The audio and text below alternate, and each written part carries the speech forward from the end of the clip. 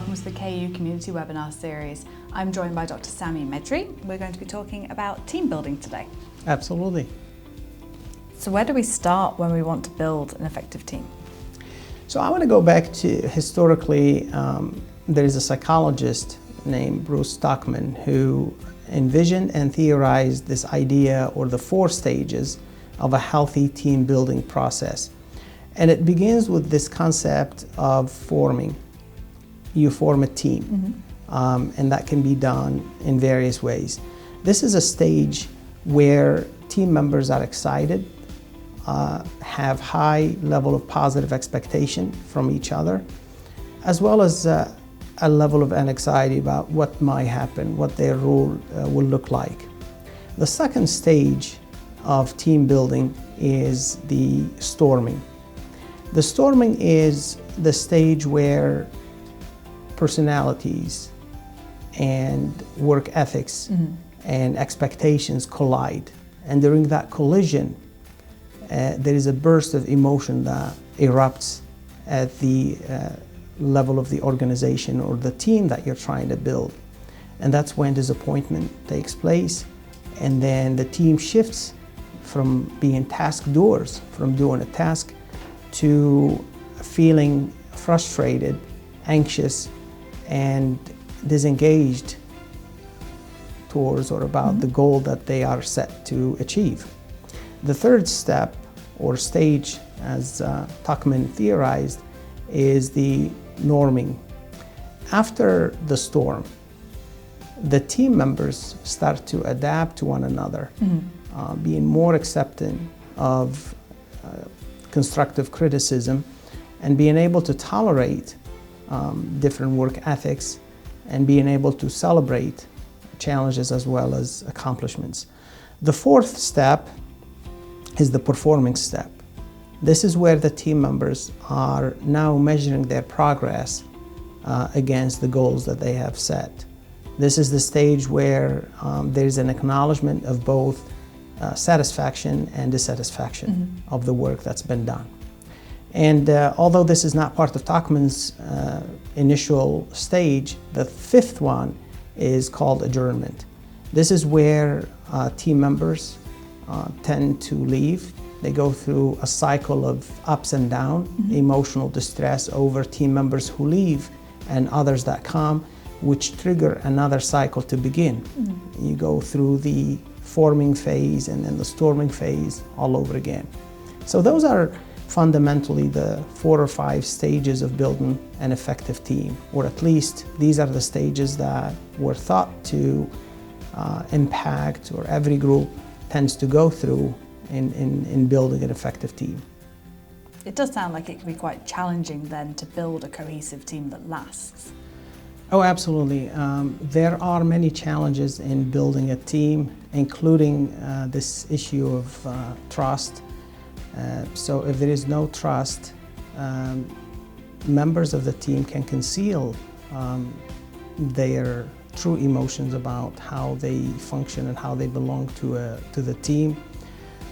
They avoid collaboration, and that in and itself generates this sense of fearness, right? So they do not confront issues, both on the personal level or also in the group or organizational level, and that can be problematic.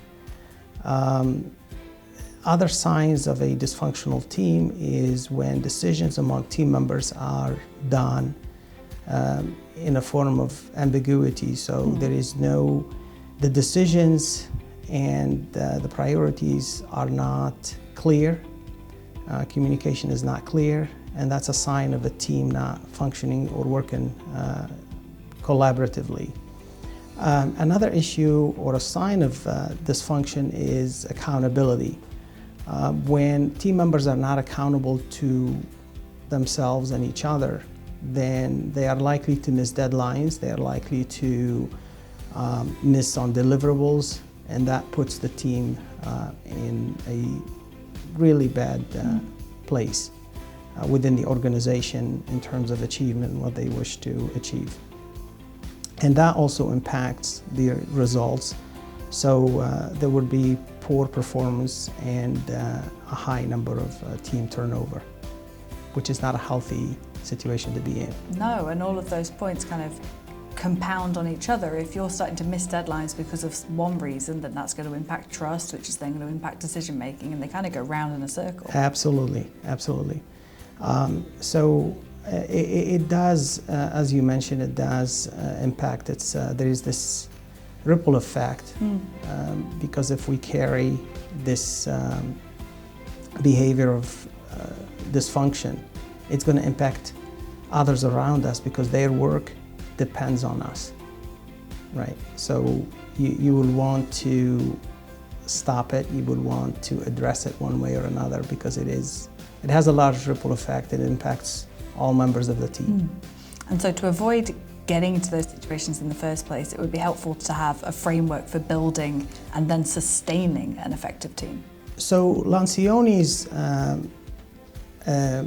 idea of creating and forming a team is based on this 4 fundamental frameworks, which are identifying goals. Okay, we always hear about this idea of a SMART goal, which is an acronym for specific, measurable, attainable, realistic, and timely, right? So we need to identify goals, and we need to make sure that these goals are indeed achievable. Once you have identified the goals, you need to identify or pinpoint roles. Who's going to do what, when, and how. So these are 2 fundamental processes or elements of how you build your team. The third element, which is highly important, and it is kind of situated within the social sciences, the social framework, which deals with the idea of interpersonal relationships.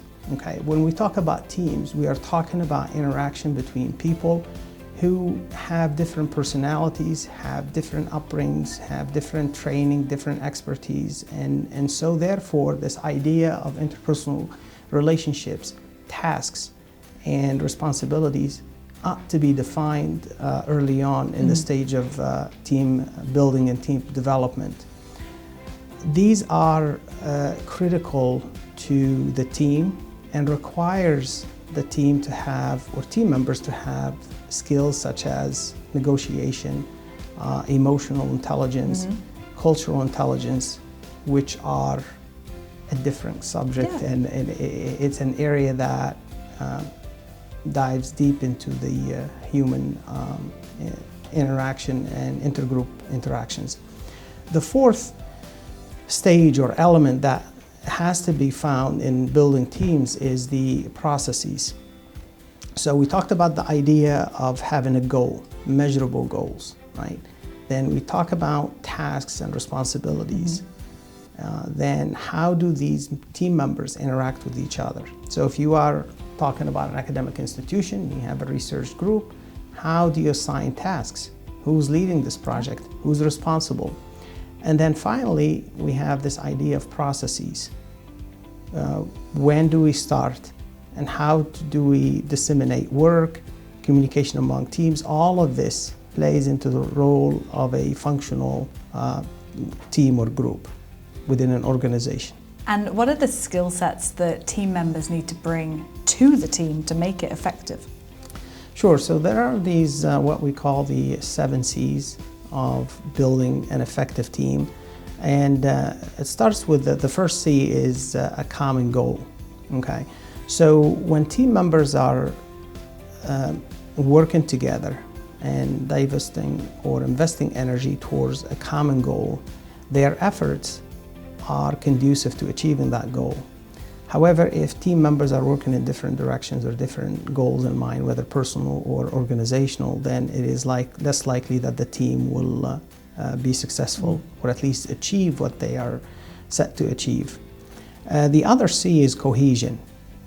Cohesion is the sense of belonging. It's the idea of togetherness, right? And although these are invisible attributes among team members, they are highly important in the function and the morale and the idea that someone belongs. We are inherent as humans, we are inherent to this idea of sense of belonging. We want to be part of something, part of an organization. We take pride in teams, we take pride in organizations, we carry logos. So that is critical to the function of the team, is to have that sense of belonging. And this is also true for students. Students want to feel that they belong to the class, to the institution, and take that sense of pride. The other C is collaboration, right? Collaboration is highly important. It is about how we contribute to the overall mission, vision, and guiding principle of the institution. Collaboration, however, it's not about compromising our values and views or those of the institution or the organization, but it's about leveraging and understanding our role within this umbrella called team or group, right? So we've talked about having a common goal. We talked about cohesion, collaboration. The other C is commitment. Commitment is the idea of dedication, perseverance, and never giving up. Yeah, staying for the long haul. Correct. If I am a team member, I am not going to give up on my team. I'm just going to continue to do my task, even if I feel like there are some issues, right? And this is probably true when we talk about, especially an institution where there are many group initiatives. No one conducts a research without having participants, right? So there is this idea of commitment to other group members, to the subjects that we work with, and also to those who oversee this project. So commitment is highly important. The next C of building an effective team is communication. We always hear about this concept of effective communication, and what does that look like? So communication, there are two frameworks or two schools of thoughts. How frequent, right? And how frequent and how detailed can that be? And this is communication between team members. Communication between team members as well as between team members and their subordinates, or between the leadership, whoever leads the team. There are organizations or institutions that disseminate communication very frequently, especially in the industry. So in the industry, there are relationships with clients, and so every minute, every day, every hour counts. And so communication ought to be on a daily basis to update the team members on progress, especially when as it relates to quality assurance. There are organizations that communicate once a month, a monthly meeting, especially if you serve on a committee, that should be plenty. So the frequency depends on the nature of the work among the team members. And timing. Do you send the communication early in the morning to update, or do you send it on Friday afternoon? There are organizations who communicate later in the week, and it is intentional. So team members are not given an added layer of anxiety and stress. So they have the weekend to think about it and come back next week with fresh ideas. So how often and when do you want to communicate with your team members, or when do team members communicate with one another? The sixth C is continuous improvement, okay? Change is inevitable, and we have to always think about change as an opportunity for improvement, as an opportunity for enhancing what we have. If it's not broken, let's not fix it. However, when we talk about an academic institution, student demographics tend and continues to change. We live in a digital framework where technology also changes by the minute. And so it is always important for us to be reminded that change provides opportunities, as much as we think of it as an obstacle or something that challenges us. We are, as humans, we're always fearful of change. It is an innate feeling, but if we view it as an opportunity for improvement and enhancement, then it is something that a team member needs to embark on. Finally, the last C is having a creative mindset. So creativity. Creativity, a team or an institution that is creative is that builds on existing culture and accepts new views and attitudes and ideas. It's the idea of inclusion. It's the idea of including different ideas, even if they are different than what we're used to or what we have. Dr. Sami, thank you so much. It is my pleasure. You are most welcome.